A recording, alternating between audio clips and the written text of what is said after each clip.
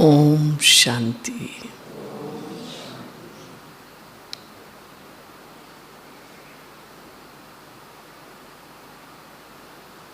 Madhuban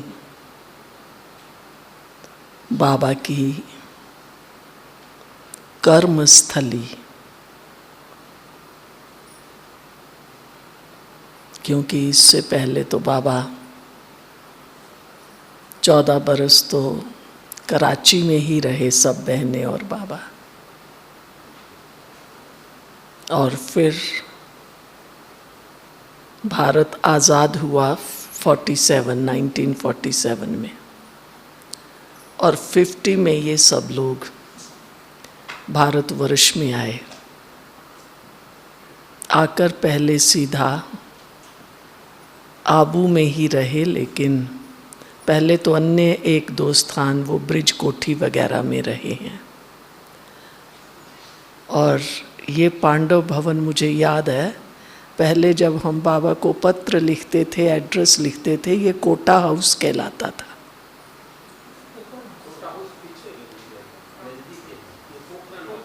Pokhran house, right, Pokhran house था ये। और फिर बाद में जब इसको खरीद लिया गया तो ये पांडव भवन हो गया। ठीक कहा आपने, पोखरान हाउस था बहुत समय के बाद, ध्यान से। और जब पहले मधुबन में आते थे तो इतना रहने का स्थान नहीं था। सामने वो जो ऊंचा मकान है ना, लिमड़ी हाउस कहलाता है। तो हमारे लौकिक माँ बाप सुनाया करते थे कि पहले पहले जब मधुबन में आए थे, अभी शायद वहाँ स्कूल बन गया, लेकिन लिमड़ी हाउस में रहते थे जाकर। और शायद इन दिनों में आगे तो मधुबन में बहुत बारिश होती थी, जून में ही। इस बार तो ये लेट है, अभी तो जून पूरा होने को आया। तो वहाँ से जब आया करते थे, बारिश बहुत होती थी। लेकिन मैं जब मधुबन में पहली बार आई थी 62 या 63 में, तो मधुबन में काफ़ी बना हुआ था। ये आजकल जो ये क्या उस बना हुआ है, ट्रेनिंग क्लासरूम के इधर, ये जो हेल्दी एवर हेल्दी, पहला जो कमरा है ना, अभी वो भी थोड़ा बदल गया है। बाबा ने, क्योंकि हमारा पूरा परिवार आया था, लौकिक माँ बाप और हम तीनों भाई बहनें, तो 5 जने थे। बाबा ने वो कमरा हम लोगों को दिया था रहने के लिए। पहली जिस दिन हम पहले दिन आए और रात को सोए, तो मैं छोटी थी, 11-12 साल की, लेकिन मैं तो सो गई। लेकिन बाद में मुझे मालूम पड़ा कि बाबा कमरे में आए थे देखने के लिए। बाबा एक एक कमरे का चक्कर लगाते थे, बच्चे सब ठीक सोए हुए हैं। और आगे पता है मधुबन में क्या होता था, कोई पुराने होंगे उनको याद होगा, रात को धूनी दिया करते थे। आप किसी को है, आपके समय में था? नहीं। हाँ, वो ना जैसे, और उसमें वो हवन सामग्री डालते थे, बच्चों को मच्छर ना खाए, बाबा इतना ध्यान रखते थे। बस जैसे ही 9:45 क्लास पूरा हुआ तो वो धूनी लेके सब कमरों में खुशी खुशी से, जो बच्चे होते बड़े करते थे, हम लोग साथ साथ भागते रहते थे। आप देखो आजकल तो बहुत सी चीज़ें निकल आई हैं वो मच्छर ना काटे उसके लिए, पर पहले बाबा ये करते थे। और कितनी आप सोचो कमरों में सुगंध हो जाती होगी ना, क्योंकि वो हवन सामग्री उसमें जलाई गई है। और जहाँ हमारा टेलीफोन एक्सचेंज है अभी, अब तो सबकी शेप बदल गई ना, कमरे बन गए, दरवाज़ा हो गया। और जहाँ ये अभी बिस्तर, पहले यहाँ भंडारा होता था, और जहाँ ये टेलीफोन एक्सचेंज का कमरा बन गया, ये खुला बरामदा ही होता था। बीच में एक पहाड़ी वो छोटी सी थी भी, और हम लोग यहीं बैठ के खाना खाते थे। और अंदर में चूल्हे थे जहाँ रोटी बनती थी। मुझे याद है एक दिन तो हम लोग रोटी ऐसे बदल रहे थे, बाबा भी आए, और बाबा की तो फुल हाइट थी ना, तो बाबा ने कहा देखो बच्चे, बाबा करेगा। बाबा ने फटाफट रोटियां बदली। बाबा इतनी आयु में भी, मान लो अगर मैंने 63 में भी बाबा को देखा और 69 में 6 साल के बाद तो बाबा व्यक्त हो गए। आप देखिए इतनी बड़ी उम्र में भी बाबा एक्टिव बहुत थे। पूरा किचन में चक्कर लगाना, सब्जी जहाँ हम लोग इधर बरामदे में बैठ के काटते थे। एक दिन पालक आया हुआ था, माताओं बहनों ने जैसे आप लोग घरों में करते हैं ना, पालक साफ किया, बाबा आ गए। बाबा ने कहा बच्चे पालक साफ हो गया? सबने बड़ी खुशी से कहा हाँ बाबा, पालक बिल्कुल साफ कर दिया, अच्छा निकाल दिया। बाबा वहीं बैठ गए।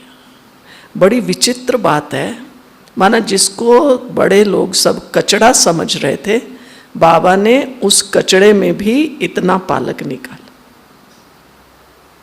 हम लोग कितने लापरवाह होते हैं, जरा सा खराब होगा फेंक दिया, कुछ लापरवाही से हाथ से गिर गया। लेकिन साकार में बाबा एक एक चीज पर बहुत बहुत अटेंशन देते थे। यज्ञ का कुछ भी वेस्ट नहीं जाना चाहिए। और मुझे बाबा के वो महावाक्य याद हैं अभी भी। बाबा ने कहा बच्चे, ये बाबा के गरीब बच्चों का कणा दाना है, कुछ भी वेस्ट नहीं जाना चाहिए, नहीं तो बोझा चढ़ता है। आजकल हम कभी सोचते भी नहीं हैं, चाहे सेंटर्स हैं, मधुबन है, कि बाबा के गरीब बच्चों का कणा दाना है। क्योंकि भगवान को तो जिसने भी दिया है, चाहे 1 रुपया दिया या 100 रुपया दिया, तो भगवान कितना देगा? 1 का 100 गुना तो देगा ही देगा। ये तो उसकी मिनिमम बोली है। कहता तुम 1 करो 100 पाओ। और कभी कभी तो इतना बड़ा दिल, खुला दिल, बाबा कहता है बच्चे तुम्हें 1 का 1000 गुना, 1 का 1,00,000 गुना। अभी थोड़े दिन पहले बाबा की मुरली थी, उसमें बाबा ने 3 बार कहा बाबा पदम पदम पदम पदमा गुण, पदम गुना देता है। फिर लेगा कितना? लेगा कितना? क्या ये हम सोचते हैं कभी? अगर भगवान मुझे 1 का 100 दिया, मैंने मान लो आज 1 रुपया बाबा की भंडारी में डाला, किसी ने नहीं देखा, किसी को नहीं पता, पर बाबा के पास तो नोट हो गया, वो 1 का मुझे 100 तो देगा ही देगा। और अगर मैंने 1 वेस्ट किया तो 100 लेगा या नहीं लेगा?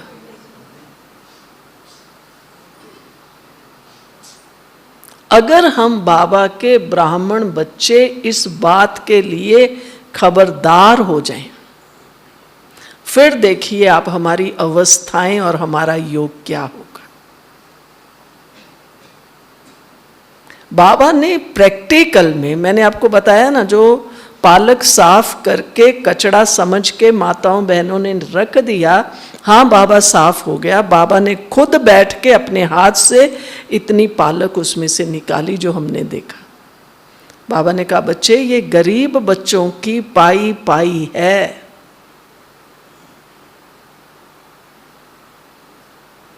तो बाबा कर्मों के प्रति, चाहे मम्मा चाहे बाबा, कर्मों के प्रति बहुत बहुत अलर्ट थे। हम खुश होते हैं मेरे पास ज्ञान बहुत है। जब हम लोग ज्ञान में आए ना तो ज्ञान नहीं था।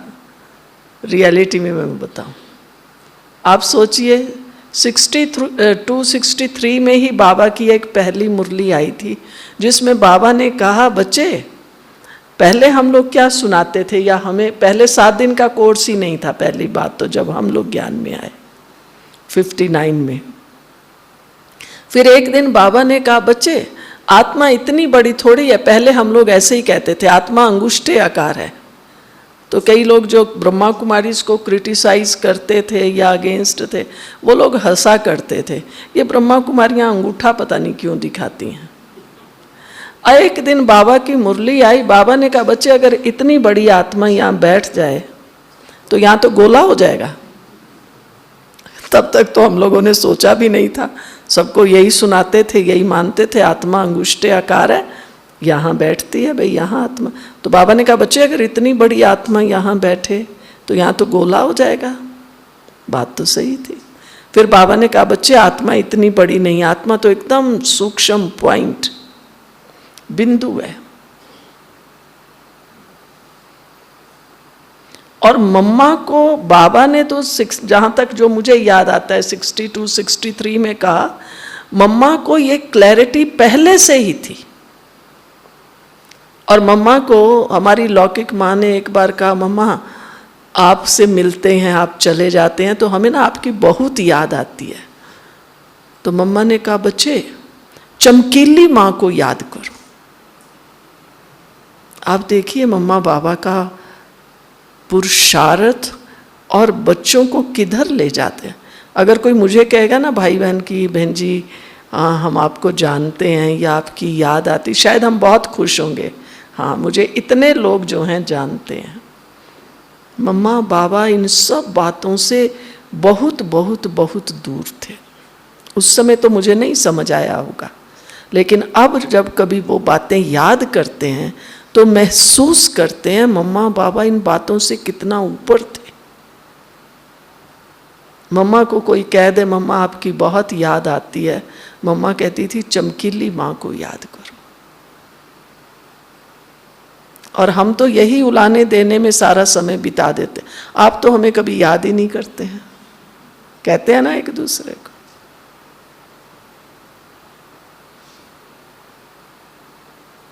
तो साकार में बाबा का जो हर कर्म था वो इस तरह का था जो हमारे अंदर शक्ति भरता था। रात की क्लास में अनुभव सुनाए जाते थे जब बाबा मम्मा थे। एक दिन रात को हम दोनों बहनों ने कि बाबा के आगे, आज छोटे थे ना, बताया मैं ही 13-1 साल की थी, तो भाई आज बाबा के आगे गीत गाएंगे। हमें कहा भी गया गीत गाओ बाबा। हम खड़े हुए दोनों बहनें, हमारे हाथ में गाना लिखा हुआ था पर्चे पे। तो बाबा ने कहा, बच्चे पढ़ के गीत गाओगे, बच्चे याद करना फिर कल गाना। फिर दूसरे दिन हमने याद करके बाबा के आगे गीत गाया। तो बाबा कैसे बच्चों को ट्रेंड करते थे हर बात में। एक दिन की बात है, बाबा हमारे घर में 2 लोग आ जाते हैं ना, हम सोचते हैं इतने लोगों का खाना, अब क्या, हम तो थक गए, नाश्ता बनाया, खाना बनाया, अभी चाय दो, फिर चाय के साथ कुछ दो। एक दिन की बात मुझे याद है, बताया ना किचन यहाँ हुआ करता था, तो इसके साथ एक छोटा सा अंदर में था, अब एग्जैक्ट मुझे याद नहीं पर हाँ था, जहाँ दूध रखते थे। तो रात्रि क्लास पूरा हुआ। आगे मधुबन में रात्रि क्लास के बाद सबको दूध मिलता था। आजकल लेते हैं या नहीं पता नहीं, आजकल भी मिलता है, आजकल पहले ले लेते होंगे कई, पर आगे क्लास के बाद जाते थे तो दूध मिलता था। एक दिन क्लास के बाद बाबा किचन में आ गए। हम लोग तो छोटे बच्चे थे, ऐसे ही साथ साथ घूमते रहते थे। तो बाबा ने किचन में आके, बड़ी दीदी भी थी यहाँ, दीदी मनमोहिनी, तो बाबा ने कहा बच्चों को कौन सा दूध आज मिलेगा। बाबा जानी जानन हार था वास्तव में, पर बाबा कभी भी बाबा ने ये चीज़ कही नहीं। तो बाबा ने को बताया, बाबा आज उस दिन दूध का थोड़ा सा तला लग गया था। समझते हैं ना, कई बार दूध नीचे लग जाता है तो दूध की विशेषता वो तो बहुत फिर महकता है कि ये। तो बाबा ने जैसे ही ढक्कन हटाया और उसको हिलाया, बाबा ने कहा बच्चों को आज ये दूध मिलेगा। बाबा को अच्छा नहीं लगा। माना बाबा एक, हम लोग तो कितना बोझ समझते हैं, 2-4 मेहमान कहते हैं अरे कुछ भी दे दो, सवेरे की ये चीज़ है, इसको छौंक लगा के सीधा ऐसे करके दे दो। बाबा ऐसा नहीं था। बाबा अपने बच्चों को इतना एक्यूरेट, तो बाबा को लगा ऐसा, फिर उसमें इलायची वगैरह केसर वगैरह डाल के दूध को दिया था सबको, ये भी मुझे याद है। माना बाबा एक एक चीज पर ध्यान देते थे। हम लोगों में तो, मैं कभी कभी अपने को भी देखती हूँ, हम लोग तो उस चीज के आगे बाबा जो जितना एक्यूरेट और बाबा जितना कहें भावना और दिल से करते थे, हम तो 0 भी नहीं है, माइनस में है। हम लोग कुछ नहीं करते। कितना दिल से, कितना एक्यूरेट। बाबा एकदम बहुत एक्यूरेट थे।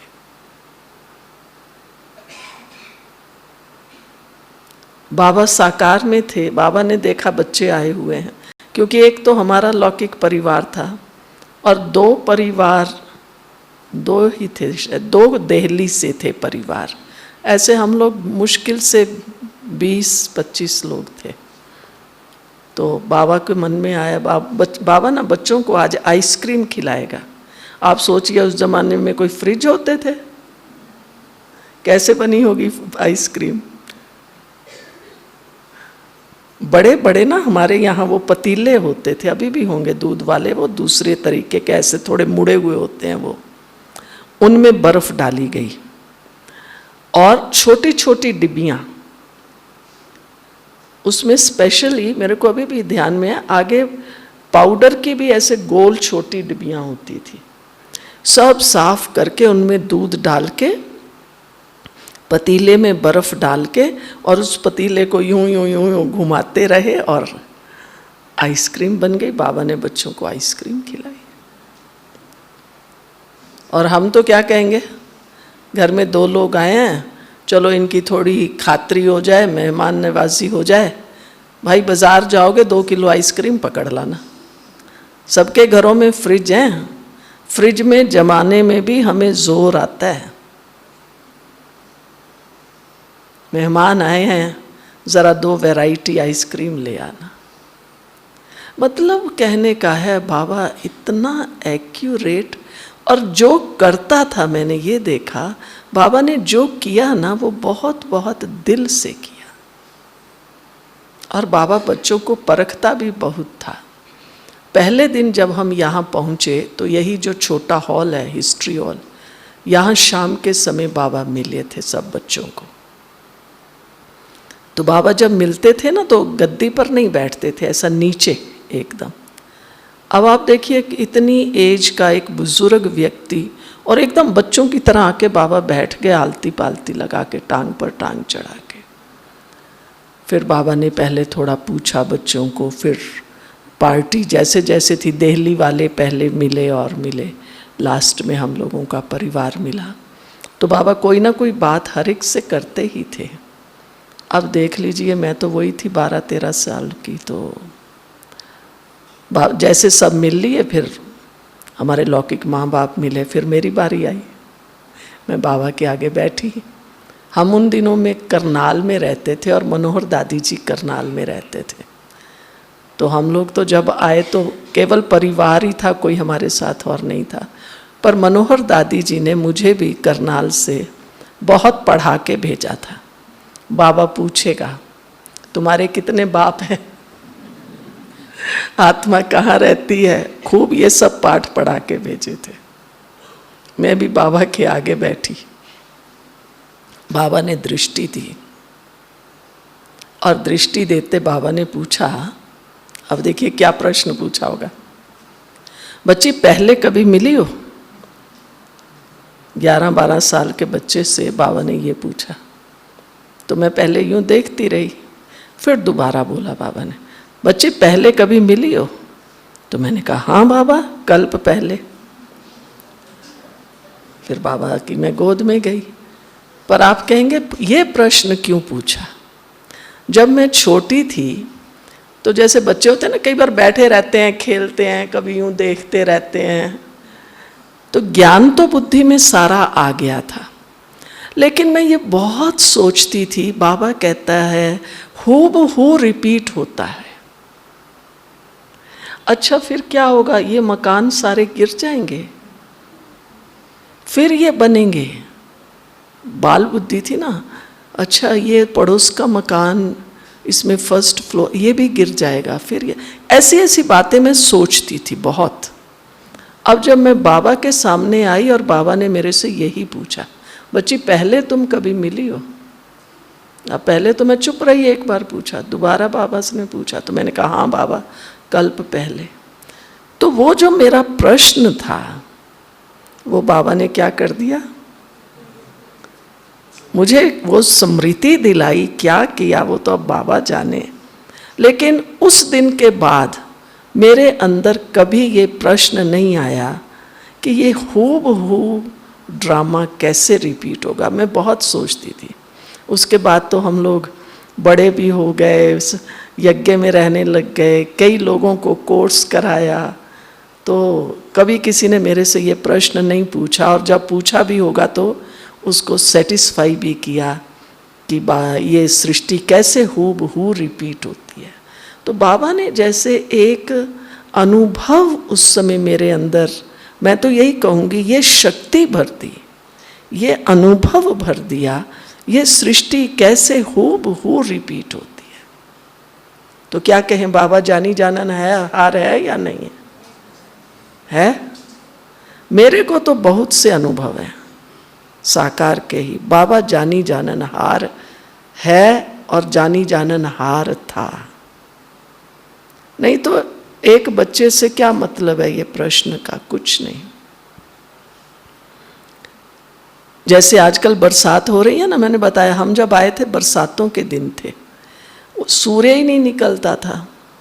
तो एक दिन, और बाबा की उन दिनों बहुत मुरलियाँ चली थी हम लोगों के आने से पहले ही, कि बच्चे याद किसको करना है? शिव बाबा को, बिंदी को याद करना है, इसका फोटो भी नहीं लेना है ब्रह्मा का। तो बच्चे इसका फोटो लेकर क्या करेंगे? याद तो बिंदी को ही करना है। अब हम लोग भी आए तो बुद्धि में था ही, बाबा ने तो कहा फोटो लेना ही नहीं। तो हम लोगों ने किसी ने भी ये नहीं कहा कि बाबा हमारे साथ एक फोटो हो या कुछ नहीं। लेकिन एक दिन बाबा ने अपने आप, हमारे एक चंद्रास बाबूजी होते थे, तो चंद्रास दादा को बाबा ने कहा, चंद्रास आज इन बच्चों की इन बच्चों के साथ बाबा फोटो खिंचवाएगा। हम खुश, हमने तो कहा ही नहीं था। तो ये उम्मीद थी दोपहर को थोड़ा सूर्य निकल आए, रोशनी, तो बाबा ने कहा भोजन करके आओ। फिर हम आए, इधर घूमते रहे, बाबा ने भी 1-2 बार देखा थोड़ा, फिर थोड़ा सा खुला, बाबा ने फोटो खिंचवाए हमारे साथ। एक फोटो ये इस तरफ जहाँ कपड़े सुखाते हैं, अपन सीढ़ी यहाँ चढ़ के आते हैं ना, इस तरफ जो जाते हैं इधर, पहले यहाँ झूला रखा हुआ था। तो एक फोटो हम सारा परिवार बाबा के साथ बैठा है और मैं भी बाबा के पीछे खड़ी हूँ। एक फोटो बाबा ने अपने आप कहा कहाँ कहाँ फोटो खींचने। एक फोटो बाबा ने यहाँ हम लोगों के साथ खिंचवाया। अब तो सीढ़ी के बीच में भी डिवीज़न हो गया है वो पकड़ने के लिए। पहले तो ये पूरी सीढ़ी थी, दोनों तरफ गमले थे बड़े बड़े। एक फ़ोटो बाबा ने हम लोगों के साथ वहाँ खिंचवाया। पहले हमारा ये गार्डन भी बड़ा था, क्योंकि ये हॉल नहीं था, ये पूरा गार्डन था। बाबा ने एक फ़ोटो यहाँ गार्डन में खिंचवाया। तो वो तो पहले पूरे परिवार के साथ, फिर हमारे लौकिक माँ बाप ने हम बच्चों को इशारा किया कि तुम लोग एक साइड में हो जाओ, हम लोग बाबा के साथ फ़ोटो खिंचवाएंगे। तो बाबा के साथ लौकिक माँ बाप ने फ़ोटो खिंचवाया।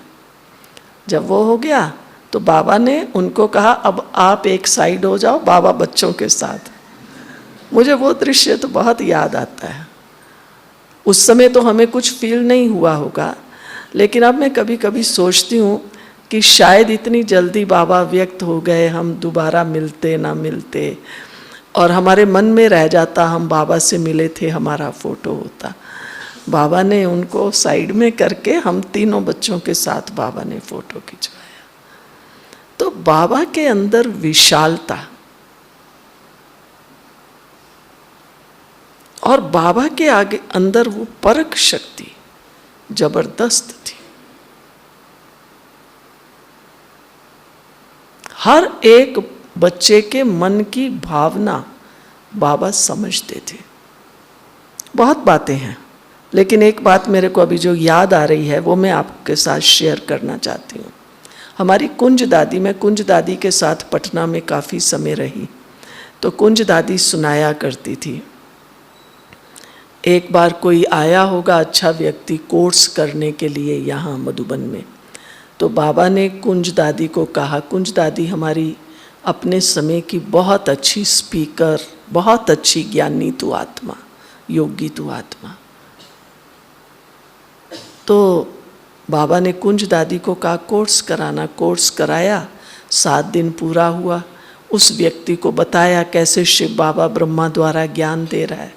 उसने कहा मैं तो मिलूँगा, मुझे बाबा से मिलवाओ। उसने कहा ठीक है, आपको कल मिलवाएंगे। अब आज कहा तो कुंज दादी ने बाबा को जाकर कहा बाबा वो ना आपसे मिलना चाहता है। तो बाबा ने कहा हाँ बच्चे, कल आएगा तो बाबा मिलेगा। अब बाबा क्या, दूसरे दिन अनाज साफ हो रहा था इधर में, और बाबा भी अनाज साफ कर रहे थे। कुंज दादी कहती मैंने कितना कहा बाबा को, बाबा चलिए ना वो व्यक्ति आपसे मिलेगा। तो बाबा ने कहा बच्चे उसको यहाँ ही ले आओ जहाँ अनाज साफ, और बाबा भी थाली लेके अनाज। अब कुंज दादी को लगे मैंने तो बाबा की इतनी महिमा की, भगवान आता है और कैसे कैसे, और बाबा यहाँ गेहूँ साफ कर रहे हैं और बाबा कहते यहाँ ले आओ। कुंज दादी कहती बाबा भी जैसे जिद में आ गया। बाबा ने कहा नहीं कुंजी उसको यहाँ ले आओ, और बाबा खूब हंसाए सबको। देखो कुंज को शर्म आ रहा है कि वो आके देखेगा इनका बाबा तो गेहूँ साफ कर रहा है, अब बाबा के आगे फिर किसकी चलती। तो कुंज दादी कहती फिर मैं गई, उसको भाई को लेके आई। मैंने कहा आओ आज हमारे यहाँ ऐसे अनाज साफ हो रहा है, बाबा वहीं है, आपको वहीं मिलवाते हैं। और कुंज दादी सुनाया करती थी अनुभव, बहुत बार मुझे सुनाया था दादी ने। कहती मैं उस भाई को लेके बाबा के आगे गई, बाबा तो गेहूँ साफ कर ही रहे थे, लेकिन उसको बाबा से साक्षात्कार हो गया चतुर्भुज का। आप देखिए, माना मम्मा बाबा कर्म करते हुए भी किस स्थिति में रहते थे। ऐसे नहीं गेहूँ साफ कर रहे हैं, हम क्या करेंगे अगर रोटियां बना रहे हैं, सब्जी काट रहे हैं, गेहूँ साफ कर रहे हैं, तो हम लोग तो लगे रहते हैं बातें, चाहे वो ज्ञान की ही करें, कई बार तो परिवार की करते हैं। मेरे घर में ये हो गया, चलो आप बहुत पुराने हैं, थोड़ा टेंशन है, तो परिवार की बातें तो नहीं करेंगे, लेकिन फिर ज्ञान की बातें सोचते हैं हम ज्ञान की बातें कर रहे हैं, ये कर रहे हैं। लेकिन मम्मा बाबा हर घड़ी, अभी तो हम अगर मैं कहूँगी ना योग में एकदम सूक्ष्म होके बैठो ज्योति, तो हम ये पूछेंगे कि वो ज्योति कैसे समझना है, ज्योति बिंदु कैसे बने, क्या समझें, परम धाम में है, सूक्ष्म वतन में है, पता नहीं कितनी उलझनों में हम उलझे हुए होते हैं। लेकिन बाबा उस ही स्थिति में रहकर स्थूल में कर्म करते थे। इसलिए बहुत से भाई बहनों को जब आते थे बाबा से मिलते थे तो कहते थे बाबा नहीं दिखाई देता है। स्पेशली मुझे याद है बाबा जनवरी में अव्यक्त हुए, शायद अक्टूबर नवंबर में एक ग्रुप बाबा से मिलने आया था, तब हम लोग पटियाला में रहते थे। सब ने आकर ये अनुभव सुनाया था कि बाबा जो है ना, अभी बाबा नहीं दिखाई देता है। बाबा ऐसे दिखाई देता है जैसे कोई लाइट है, कोई फरिश्ता है। और एक माता का तो मुझे याद है, वो कहती थी मैंने बहुत कोशिश की, अपनी आंखें मल मल के देखा, लेकिन बाबा चल रहा था ना, बाबा के पांव धरती पे नहीं थे। तो हम लोग हंसते थे।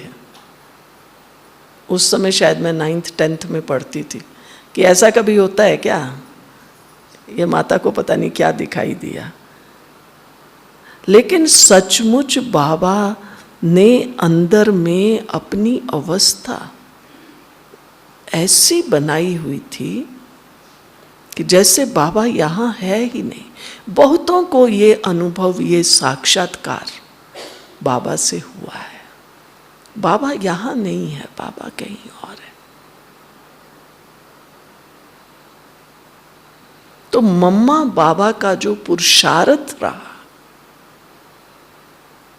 हमारा पुरुषार्थ कितना है? हम तो अभी यहाँ से जाएंगे ना, तो पहला काम कौन सा करेंगे?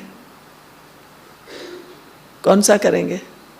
अपना मोबाइल ही उठा के देखेंगे, कोई मैसेज तो नहीं है, और कोई यहाँ ही होगा तो भी मोबाइल पे बात करेंगे। और मम्मा बाबा सब बातों से परे। और आप देखिए, मैं क्या, अब तो बहुत बार मैं हंसती हूँ कि हम कहाँ पहुँच गए हैं। आप कोई बात को अदरवाइज नहीं लेना, लेकिन ये विडंबना है हम ब्राह्मणों की। कौन सी? ये बाबा बहुत कहते थे, बच्चे माया उसी रूप में आएगी जो चीज़ हमें बहुत प्रिय है। अव्यक्त बाबा ने भी कई मुरलियों में कहा है। ब्राह्मणों को क्या प्रिय है? क्या प्रिय है? ज्ञान योग की क्लास, मुरली। बहुत से भाई बहन सुनाते हैं, दीदी हम ना 3 बार, हम 5 बार मुरली सुनते हैं। पहले मुरली सुनते हैं शांतिवन की, आज फलाने ने मुरली सुनाई, हमें नहीं पता होगा, उनको पता होता है।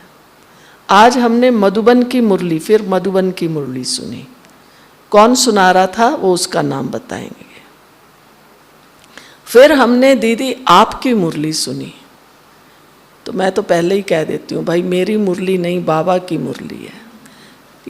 क्योंकि माया को पता है अब आपकी बुद्धि में कौन आ रहा है। मुरली किसकी थी? किसकी थी? बाबा। मेरी नहीं थी, मैंने सुनाई, मैंने सुनाई ना, मेरी मुरली हुई ना। आपने कहा बहन जी हमने आपकी मुरली सुनी, तो राइट है, राइट है। और हम बड़ा खुश होते हैं, हम दिन में 3 बार, कई भाई बहने 3 बार, कोई 5 बार मुरली सुनते हैं भिन्न भिन्न की। बाबा तो याद नहीं है, सुनाने वाला याद है। क्लासेस सुन लो, फलाने की क्लास, मेरा क्लासेस से विरोध नहीं है, लेकिन जो चीज़ हमने मम्मा बाबा में देखी है, आप लोगों को शायद इतना फील हो ना हो, मुझे तो बहुत फील होता है कि क्या हो रहा है। हमें याद बाबा की आनी चाहिए।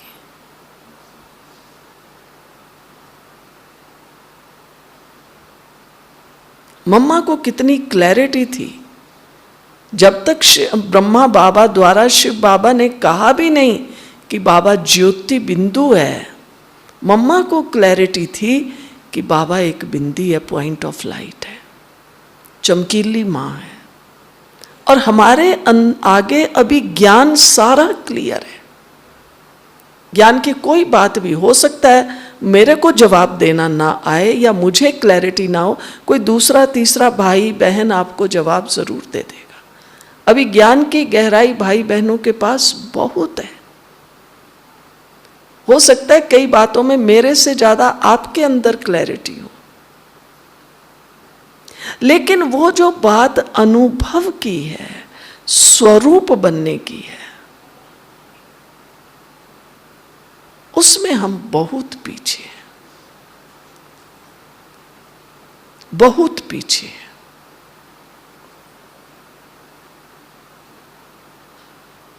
और इस चीज का अभ्यास, मम्मा बाबा की बात छोड़ भी दें, उसके बाद भी जब हम यज्ञ में आए, मैं 71 में यज्ञ में आई, जब हम नीचे से आते थे, उस समय तक भी हमारी कोई इतनी बसेस वगैरह नहीं थी।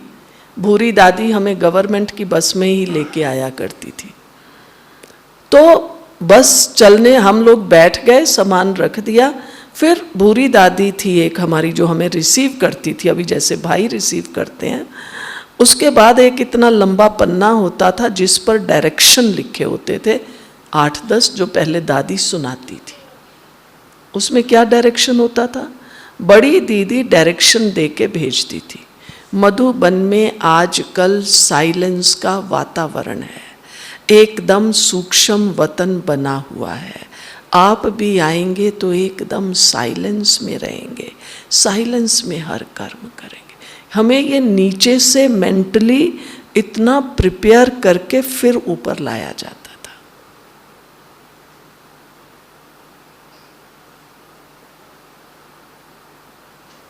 और कुंज दादी हमें सुनाती थी, बाबा ने एक बार यज्ञ में 1 महीना सबको मौन में रखा था, क्योंकि ये भी तो आखिर जब सब आए थे, छोटे बच्चे थे ना।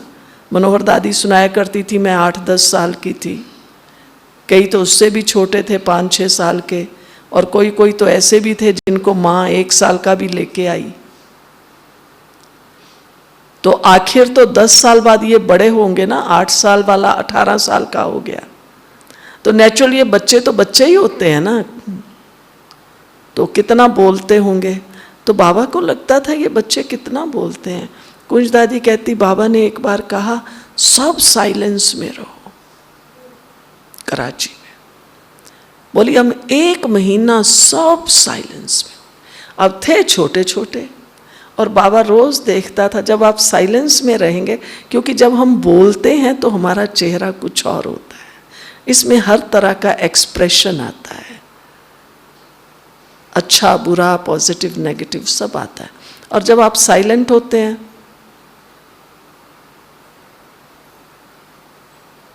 तो एकदम अपने आप ही आपका चेहरा आपको अपने आप छोटा छोटा लगे। तो कुंज दादी सुनाया करती थी, बाबा रोज देखता था, बाबा कहता था ये चिड़ियाएं सब चुप हो गई हैं, का बाबा इतना प्यार करता था। ये सब छोटी छोटी कुमारियां ही तो थी ना, ये तितलियां देखो एकदम शांत। मम्मा को बाबा कहता था, मम्मा ये देखो तितलियां सब छोटी छोटी।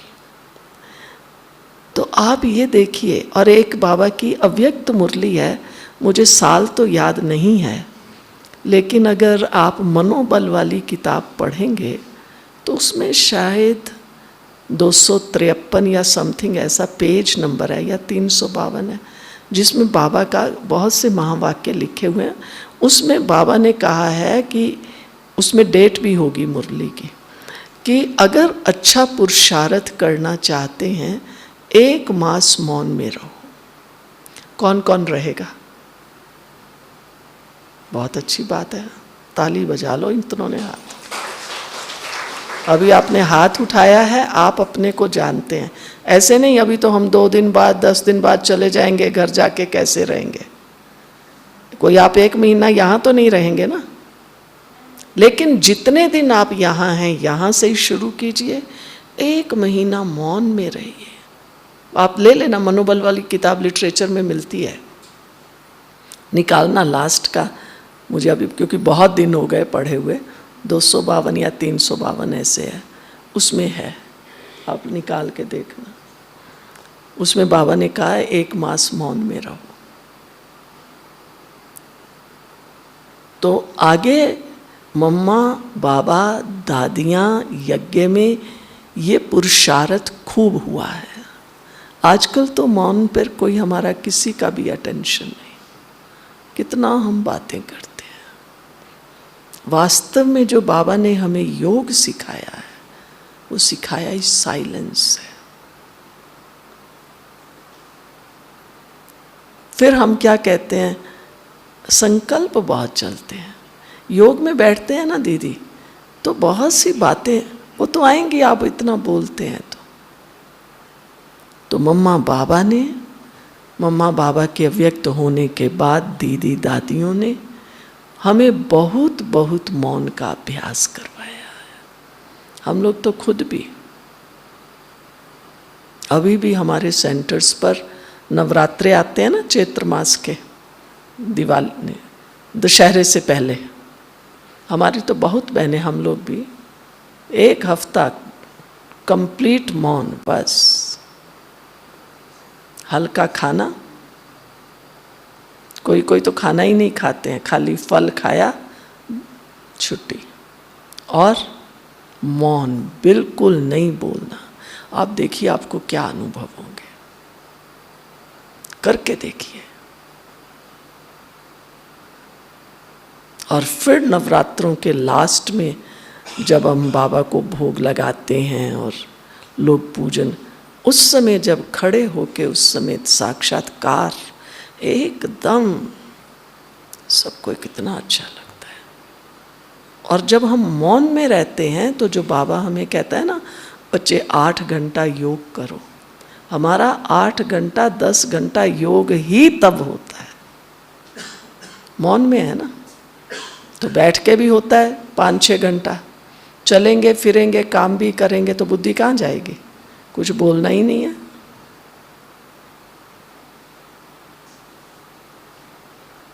स्वस्थ किस किस को रहना है, मौन का प्रयोग कीजिए, जबरदस्त है मौन का प्रयोग।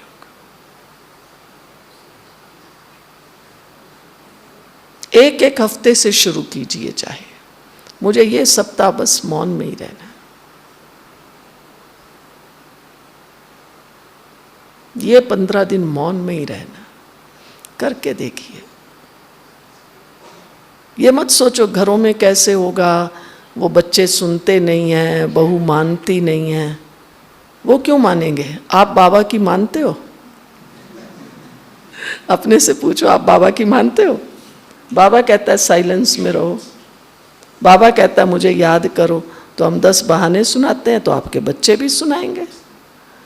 और अगर आप मौन में रहेंगे, आप बच्चों को कहना, हमें बाबा ने कहा है 1 हफ्ता साइलेंस में रहो, मौन में, एकदम बोलना नहीं है।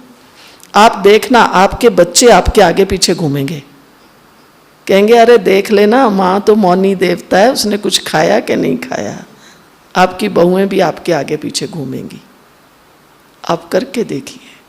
हम लोग जब ज्ञान में आए शुरू में, दादियों ने सुनाया, हम अंबाला में रहते थे जब ज्ञान में आए, ध्यानी दादी ने सुनाया सबको। फिर आपको पता है, आपको सुन के हैरानी होगी, सैटरडे संडे अधिकतर जो भाई बहन निकले थे, और वो सब अपने घरों में मौन में, बच्चे छोटे छोटे। हमें अभी भी याद है, हमारे घर में एक राउंड टेबल हमारे फादर खरीद के लाए थे, और स्पेशली इस पर्पज़ के लिए। और उसके ऊपर पहले तो जब शुरू किया था तो एक डायरी रहती थी, उसके बाद तो स्लेट, मालूम है ना, आगे स्लेट पे लिखा करते थे, फिर एक स्लेट और वो पड़ी रहती थी। बोलना तो है नहीं, किसी को कुछ कहना है लिख के दे देते थे। तो 2-2 दिन ये लोग मौन में रहते थे। दादियों ने ये पुरुषार्थ किए और भाई बहनों से करवाए हैं। अब टाइम तो हो गया है, लेकिन हाँ सचमुच जो हमारे मम्मा बाबा ने पुरुषार्थ किया, दादियों ने पुरुषार्थ किया, हम बाबा के बच्चों को भी करना चाहिए। नहीं, क्योंकि हमारा सारा समय, हम चाहते तो हैं हम स्वस्थ रहें, फिर प्रयोग करने लग जाते हैं, कहते मैं बीमार हो गई, बीमार हो गया, फिर मैंने 21 दिन प्रयोग किया, वो पानी चार्ज किया, दूध चार्ज किया। भाई तुम रोज़ क्यों नहीं चार्ज करते हो? 21 दिन क्यों चार्ज किया? हमें याद है हम छोटे छोटे थे, अब दादियों को देखा, सीखा, पानी पीते थे ना, बल्कि लोग इस बात से जो अज्ञानी थे डिस्टर्ब होते थे। हम छोटे बच्चे थे ना, पानी का गिलास भी यूं लेके पहले 2 मिनट खड़े हो जाते थे, बाबा को याद है, फिर पीते थे। अभी तो आप कहते हैं हम चार्ज करते हैं, ये तो बाबा ने हमें शुरू से सिखाया कि बच्चे पहले मुझे याद करो, फिर आप कुछ पियो, फिर आप कुछ खाओ।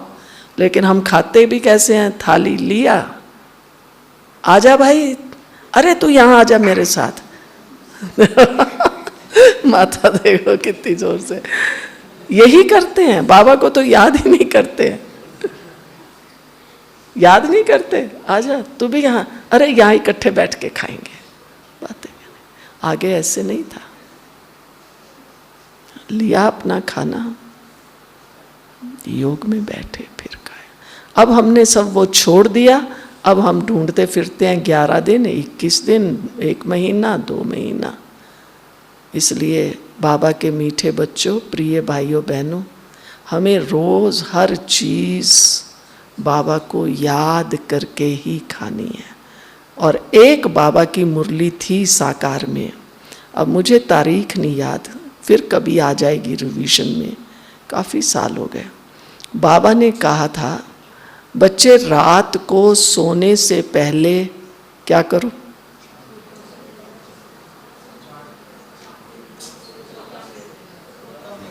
आधा घंटा योग करके सो। याद करके नहीं सोना है, उस मुरली में स्पेसिफिक है, आधा घंटा योग करके। आप करके देखिए उसका जादू क्या है। कितनी तो अच्छी नींद आती है, कितना फ्रेश हम सवेरे उठते हैं। ऐसे नहीं यहाँ से उठे 2 मिनट बाबा के कमरे में गए, सलामी मारी और चल मेरे भाई, सलामी मार करने ना जाओ। चाहे अपने कमरे में बैठ के, आप अपने बेड पे बैठ के, एक अव्यक्त मुरली भी है, उसमें बाबा ने कहा था कि बच्चे रात को जब सोते हो, अपने कमरे को ही आप साइलेंस रूम बनाओ। आपको आपस में जो बातें करनी है, कोई कल का प्रोग्राम बनाना है, कमरे से बाहर बैठ के खड़े होके बात कर लो जो करनी है। सोने के कमरे में कोई बात नहीं, साइलेंस में जाके बाबा की याद में बैठो, फिर सो जाओ।